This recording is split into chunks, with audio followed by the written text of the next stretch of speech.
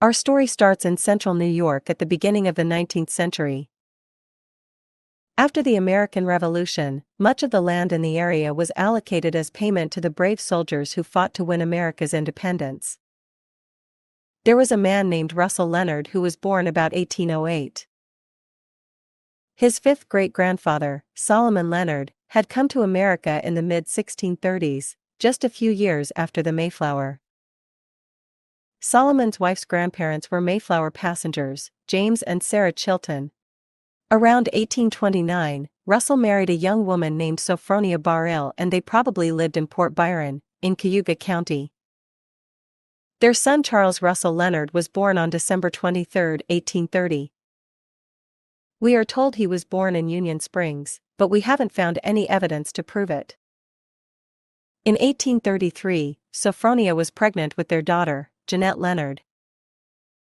It was around that time Russell reportedly left to go by land in Michigan Territory on the first day of November, 1833. I believe baby Jeanette was born soon after he left. Sophronia and the children waited patiently for Russell to return, so they could all move to Michigan and start their new lives together. They waited for 6 months. Finally, Sophronia went down to Auburn and placed a missing persons ad in the Cayuga Patriot newspaper. It read, "Information wanted, my husband Russell Leonard, who left Lockport, on the first day of November last, for the purpose of purchasing land in the territory of Michigan, has not been heard from since. Any information given of the said Leonard, will be thankfully received of his wife and children. Editors of newspapers at the West, will confer a favor by inserting the above. Direct to the postmaster at Port Byron, Cayuga County, New York. Signed, Sophronia Leonard, May 2, 1834. We don't know if Sophronia ever learned Russell's fate, but being a single mother in those days was nearly impossible. She married a man named Thomas Knapp, on September 11, 1837, in Genoa, about 27 miles south of Port Byron. When the census was taken in 1840, Thomas Knapp's household was counted on the census in Scipio. The 1840 census didn't provide the names of all the home's occupants, only the head of household. Only the gender and age of the occupants is given, and it appears that Jeanette lived in the Knapp home in 1840, but Charles didn't. He would have been 9 or 10 years old, and there were no boys that age in the home. Maybe he went to live with his father's parents.